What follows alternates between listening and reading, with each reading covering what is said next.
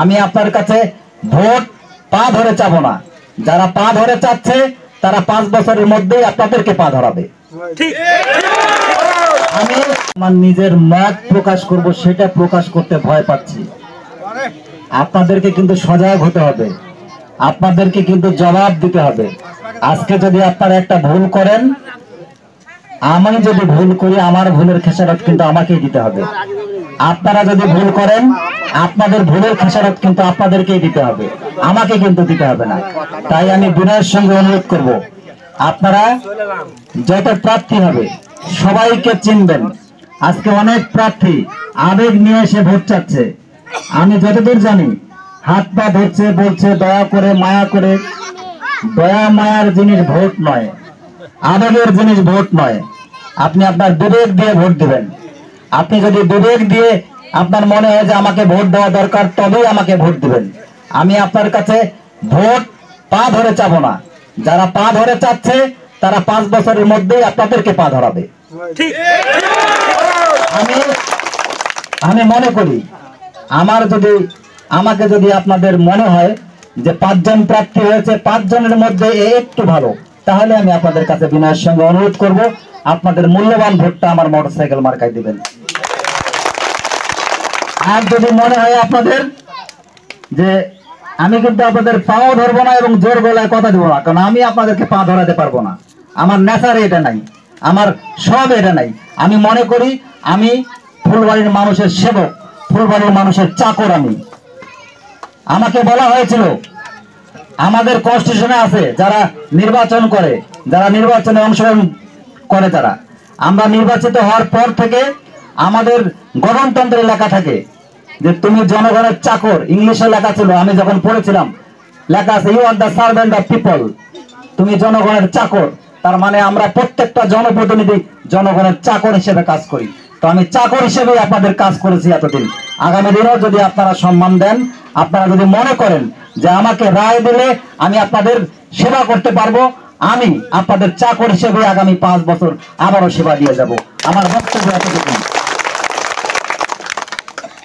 আমাকে আপনারা বিগত 5 বছর দেখেছেন, আমি চেষ্টা করেছি, আমি আমার সাধ্য মতো চেষ্টা করেছি। এই 5 বছর আমি সকাল 10টা থেকে রাত 12টা পর্যন্ত কোনোদিন অফিস করেছি।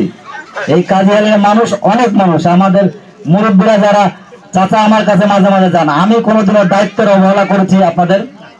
কোনোদিনও দায়িত্বের অবহেলা করার চেষ্টা করিনি। হয়তোবা মা বোনেরা অনেকেই জাননি, মানে মা বোনদের সঙ্গে দেখা করার সুযোগ হয়নি। কিন্তু আমাকে যে দায়িত্বটা আপনারা দিয়েছিলেন উপজেলা পরিষদে, আমি যখন বসি, আমার মুরব্বীরা জানেন কমপক্ষে 200 মানুষকে আমাকে কথা বলতে হয়। এই 200 মানুষের সঙ্গে বিভিন্ন সুবিধা অসুবিধা নিয়ে কথা বলতে হয়, তাদের সুবিধা অসুবিধা আবার আমাকে সমাধান করতে হয়।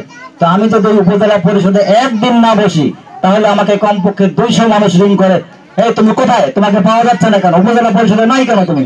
কেউ আবার এরকম ধমক দিয়ে বলে। আমার কিছু মুরব্বী আছে খুব ভালোবাসে, একটু ধমক দিয়ে বলে। তো এই জন্যই কিন্তু আপনারা যে উদ্দেশ্য নিয়ে আমাকে চেয়ারম্যান বানিয়েছিলেন, আমাকে হয়তো মহিলারা চিনতেছেন না, কিন্তু আমার উচিত ছিল মহিলাদের বাড়ি বাড়ি গিয়ে একটু খোঁজ নেওয়া।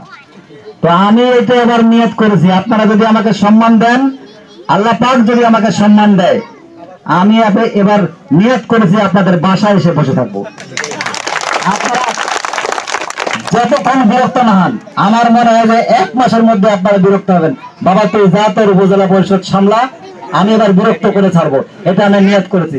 কারণ 2-1 জায়গায় আমার কথা শুনতে হয়েছে, মা বোনেরা বিশেষ করে বলছে যে আপনার তো ভোটের সময় দেখছি আর দেখি নাই। 2-1 জায়গায় শুনতে হয়েছে, সব জায়গায় না। তো আমি যদি আপনাদের এখানে এসে বসে থাকতাম, হয়তোবা আপনারা আদর আপ্যায়ন করতেন, আমাকে চা খাওয়াতেন, কিন্তু আপনারা যে উদ্দেশ্য নিয়ে আমাকে নির্বাচিত করেছিলেন, সেই উদ্দেশ্য কিন্তু সফল হতো না। আপনাদের সাথে হয়তো আমার একটু বন্ধুত্ব ভালো হতো, আপনাদের সাথে হয়তো একটু সম্পর্ক আমার ভালো হতো, আপনারা 2-4টা চা খাওয়াতেন, কিন্তু উপজেলা পরিষদের মানুষ গিয়ে কিন্তু ঘুরে আসতো। আমি তাই এবার নিয়ত করেছি যে এবার যদি আপনার আল্লাহ পাক সম্মান দিলে, আমি আপনাদের পাশে আরো কাছে থাকার চেষ্টা করব। তো আমি বক্তব্য দীর্ঘায়িত না করেই, নামাজের সময় হয়ে এসছে, আমি শুধু আর একটা কথা বলবো। আগামী 5 তারিখ ফুলবাড়িবাসীর, আমি বলবো যে ভাগ্য নির্ধারণের দিন। এই দিনটায় আপনারা আপনাদের প্রতিনিধি নির্বাচিত করবেন। আমার ফুলবাড়িবাসীর উপর অত্যন্ত বিশ্বাস, ফুলবাড়িবাসীকে আমি প্রচন্ড বিশ্বাস করি, ফুলবাড়ির মানুষ আমাকে বঞ্চিত করবে না। এই বিশ্বাস নিয়ে আমি আগামী 5 তারিখে আপনাদের সকলের রায়, আপনাদের সকলের মতামত আমার মার্কা মোটরসাইকেল মার্কার পক্ষে হবে, এই আশাবাদ ব্যক্ত করে আপনাদের সকলকে শুভেচ্ছা জানিয়ে, আপনাদের সকলের সুস্বাস্থ্য কামনা করে, আপনাদের সকলের দীর্ঘায়ু কামনা করে আমার বক্তব্য শেষ করলাম। খোদা হাফেজ, সবাই ভালো থাকবেন, সুস্থ থাকবেন, আগামী দিনে আরো দেখা হবে।